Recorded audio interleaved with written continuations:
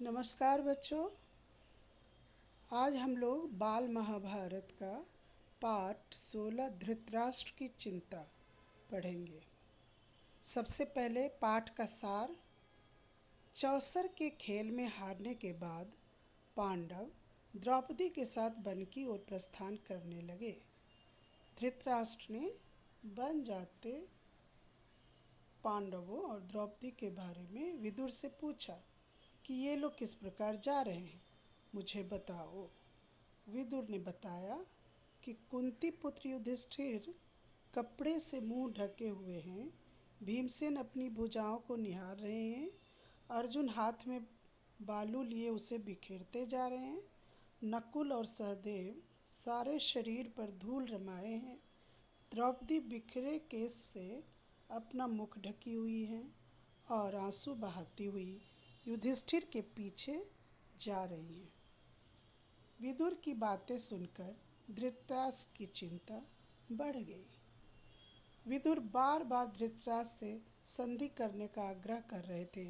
एक दिन नाराज होकर धृतराष्ट्र ने विदुर को पांडव के पास वन जाने कह दिया और विदुर भी वन चले गए। धृतराष्ट्र को बाद में अपनी गलती का एहसास होता है और संजय को विदुर के पास उन्हें लाने भेज देते हैं। विदुर वापस हस्तिनापुर आ जाते हैं। एक बार धृतराष्ट्र की सभा में महर्षि मैत्रेय आते हैं। वे पांडवों के कुशल क्षेम के बारे में चर्चा करते हैं। उन्होंने पांडवों के साथ हुए इस धोखे की निंदा की तथा दुर्योधन को समझाया कि वह पांडवों से वैर ना ले, उससे संधि कर ले, परंतु दुर्योधन ने महर्षि मैत्रेय की बात नहीं मानी। वन में पांडवों के पास श्री कृष्ण के साथ कैकेयी, भोज, चेदिराज, धृष्टकेतु आदि भी मिलने जाते हैं। द्रौपदी कृष्ण से रोते हुए अपने अपमान की बात कहती है। श्री कृष्ण उन्हें दिलासा देते हैं कि तुम एक दिन साम्राज्ञी बनोगी, तुम्हारा अपमान करने वाले की लाशें गिरेंगी, वे पांडवों की मदद करेंगे।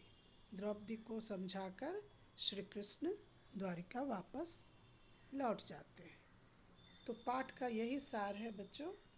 और आगे हम लोगों ने एक दो शब्द या एक वाक्य में उत्तर देने वाले अर्थ ग्रहण संबंधी प्रश्न तैयार किया है, उसे देखिए। वन की ओर जाते पांडवों के बारे में विदुर से धृतराष्ट्र ने क्या पूछा? पांडव और द्रौपदी किस प्रकार जा रहे हैं, ये पूछा उन्होंने।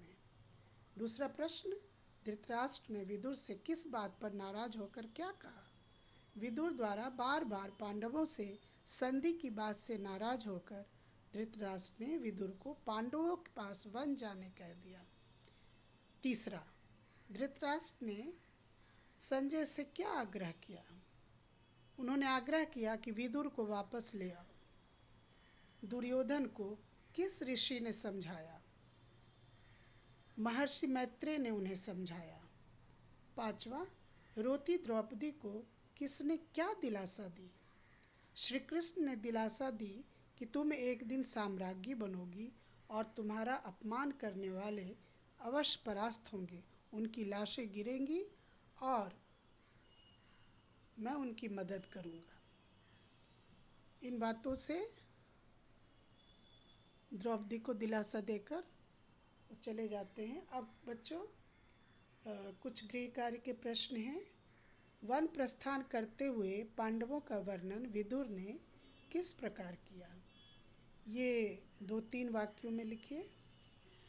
महर्षि मैत्रेय ने दुर्योधन को समझाते हुए क्या कहा था?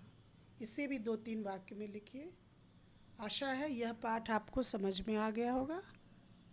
आप पूरा काम कर लीजिए। धन्यवाद बच्चों।